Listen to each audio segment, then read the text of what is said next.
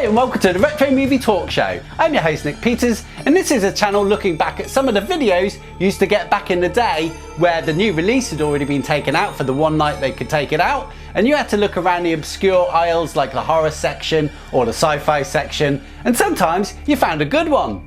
And on today's episode we're going to be interviewing Kat and Lynx, who are otherwise known as the horror authors C.L. Raven. I'm Kat. I'm Lynx. Together we're C.L. Raven, and we are horror writers and ghost hunters.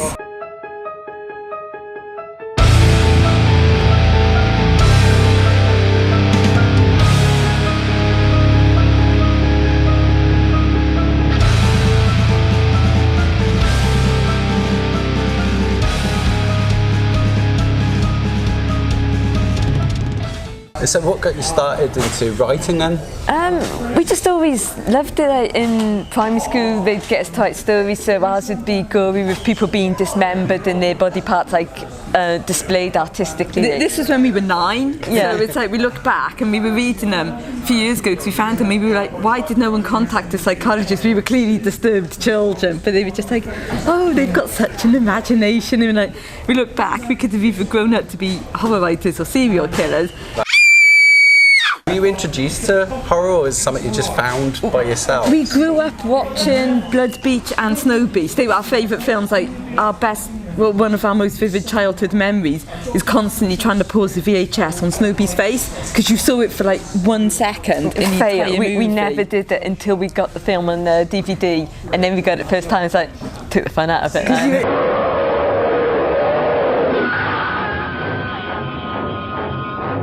Because we wanted to see it in all its gruesomeness. But you can't get Blood Beach anywhere. It didn't get a DVD release, but our friend found it for us online. Yeah, I know.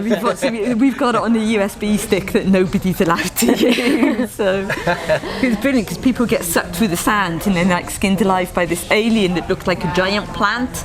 Right. And we loved it as kids, so we just used to watch those two films over and over again, and then just carried on. Yeah, so I've got into like Stephen King and Dean Koontz when we were about 13.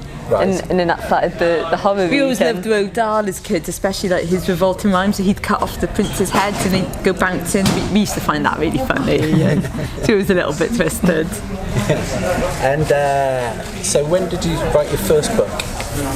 When we were 12, sort of, we got like a notebook, didn't we? Yeah, a fun notebook, and we used to handwrite all our novels when we were 12, and through high school we constantly got detention because we weren't doing our homework, because when we got home we just wanted to write, so then we'd get to do our homework then in lunchtime detention instead, which is great because it meant we didn't have to go out and socialise with the other kids. So it was a win-win for us, and we were like, we don't need maths, we're going to be writers. And it's like, yeah, we still don't need maths, we're still bad at maths, but still right, you know. We published ourselves as a trilogy of anti-Valentine stories, romance is dead. So we got sick of all the soppiness that's around Valentine's, and it's like, when we were kids, like Valentine's was about single people, like giving a card to people you fancied, but nowadays it's about couples. It's like couples of anniversaries, they can bugger off. And then it's just like, well, we thought, well, we'll take sort of ruin Valentine's then for everybody. What do you think of books like Twilight and what they've done to the genre? And ruined vampires. It's like, vampires aren't sparkly. So tell me about your favourite shark movies.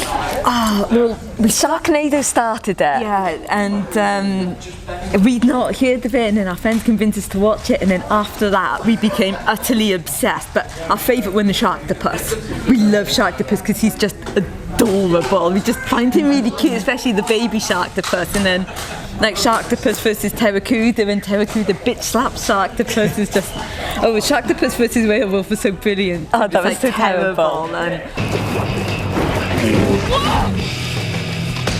Yeah, we had a what the fuck did I just watch night, in which we watched Birdemic, Food Fight and The Room all in one night, and we were all quite scarred afterwards, wasn't it? Especially after The Room, we were just like, what are we watching? Why are we watching this? I did not hit her. It's not true. It's bullshit. I did not hit her. I did not.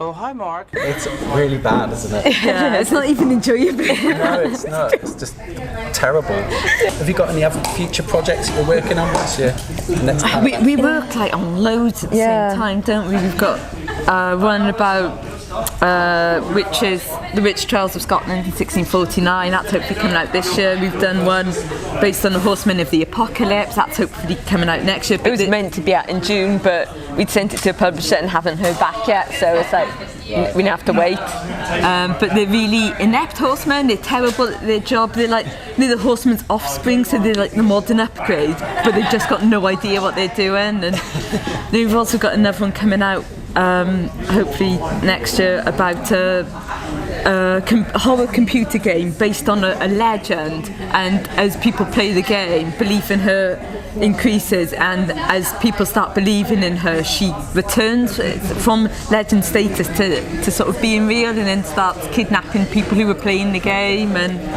so that's like our first young adult one, isn't it? So thanks very much for watching this episode of the Retro Movie Talk Show. Please remember to hit like down below, and if you like interviews and conventions and film reviews from back in the day, maybe this is a channel for you. Hit that subscribe button. Thanks very much for watching, and I'll catch you next time.